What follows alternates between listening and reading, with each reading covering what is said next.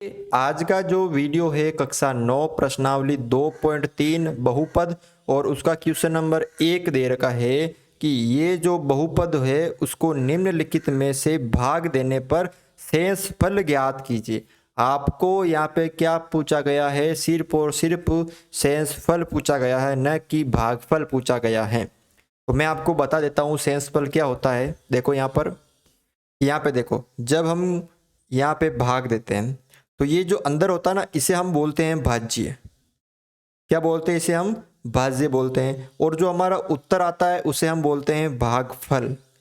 ठीक है। और जिस संख्या का हम भाग देते हैं उसे हम बोलते हैं भाजक। और जो पीछे पीछे कुछ बचता है वो उसे बोलते हैं शेषफल।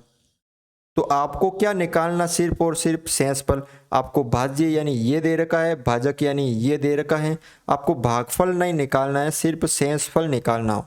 अगर आपको भागफल निकालना होता तो आपको क्या करना पड़ता, ये पूरा करना पड़ता भाग। लेकिन अगर आपको यहाँ पे शेषफल निकालना होता है तो आपके यहाँ पे एक शेषफल प्रमेय है। क्या है? एक शेषफल प्रमेय है। उसके अनुसार सिर्फ आप शेषफल निकाल सकते हैं। तो वो प्रमेय क्या है, तो वो ध्यान से आप यहाँ पे देखें। तो सबसे पहले ये बहुपद है, ये आपको दे रखा है। तो पहला क्वेश्चन है, यहाँ पे लिखना है दिया है। क्या दे रखा है? ये बहुपद पी एक्स मान लेते हैं इसको। X cube plus 3x² plus 3x+1, और ये भाजक है, इसको हम gx मान लेते हैं, बराबर x+1। अब मैं शेषफल प्रमेय से करवा रहा हूँ। अगर आपको इस तरह करना होता तो ये वाला यहाँ पे लिखते हैं, ये भाजक यहाँ पे लिखते हैं, फिर भाग देते हैं। तो हमें तो भागफल चाहिए नहीं ना, हमें तो क्या चाहिए, सिर्फ शेषफल। तो ये शेषफल प्रमेय से निकालेंगे। तो शेषफल प्रमेय क्या है, पहले तो आपको ये लिख लेना है। ये तो भाजक हो गया, ये क्या हो गया, भाज्य हो गया। देखो, ये भाजक हो गया, ये भाज्य हो गया। तो अब आपको लिखना है शेषफल प्रमेय विधि से। शेषफल प्रमेय विधि से। अब शेषफल प्रमेय क्या होती है कि जो भाजक होता है ना उसको आपको 0 के बराबर रखना है। शेषफल प्रमेय में क्या होता है कि जो भाजक होता है, जैसे यहाँ पे भाजक है ये gx, इसको आपको 0 के बराबर रखना होता है। और यहाँ पे x+1 रखेंगे तो 0, तो x बराबर -1।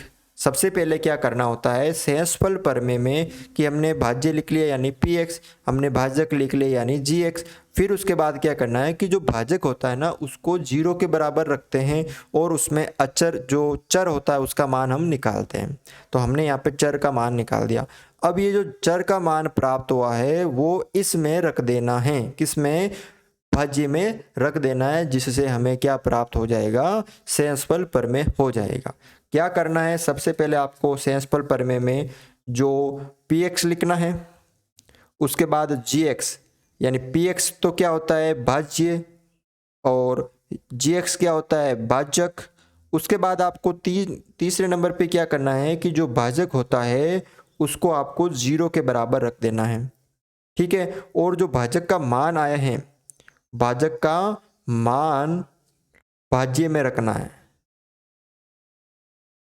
और जो उत्तर आएगा वो क्या आएगा, उस का शेषफल होगा। तो अब देखो क्या करना है कि जो x बराबर -1 प्राप्त हुआ, x बराबर -1 बहुपद px में रखने पर, अब px क्या है यहाँ पे लिख लीजिए सबसे पहले वापस, तो वो है x³ plus 3x² plus 3x+1। अब p और x की जगह -1 बराबर -1 का क्यूब प्लस 3 -1 का स्क्वायर प्लस 3 -1+1। जहाँ पे भी x नज़र आ रहा है वहाँ पे -1 रख देना है। अब देखो p -1, 1 का क्यूब करेंगे कैसे, देखो -1 इंटू -1 इंटू -1, एक एकम एक, एक एकम एक, minus minus plus, plus minus minus, फिर प्लस, 3 की जगह 3 और 1 का स्क्वायर यानी एक एकम एक और माइनस माइनस प्लस, फिर 3 प्लस का 1 तो 3 एकम 3 और प्लस माइनस माइनस और प्लस का 1। अब देखो यहाँ पे माइनस का 1 प्लस 3 एकम 3 माइनस 3 प्लस 1, तो देखो यहाँ पे क्या आया है 3 और 1 4, तो प्लस के 4 माइनस के, 3 और 1 4, 3 और 1 4, तो p माइनस 1 बराबर 0। तो यहाँ पे जो मान आया है ना यही क्या होगा उसका सेंसफल होगा। तो आपको क्या लिखना है, अतः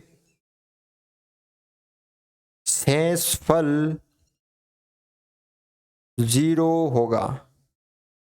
तो वापस एक बार मैं बता देता हूँ सेंसफल पर में क्या है कि सबसे पहले आपको जो भाज्य दे रखा होता है जैसे ये हो गया, उसके बाद ये भाजक, फिर भाजक को रखना है 0 के बराबर, न कि भाज्य को।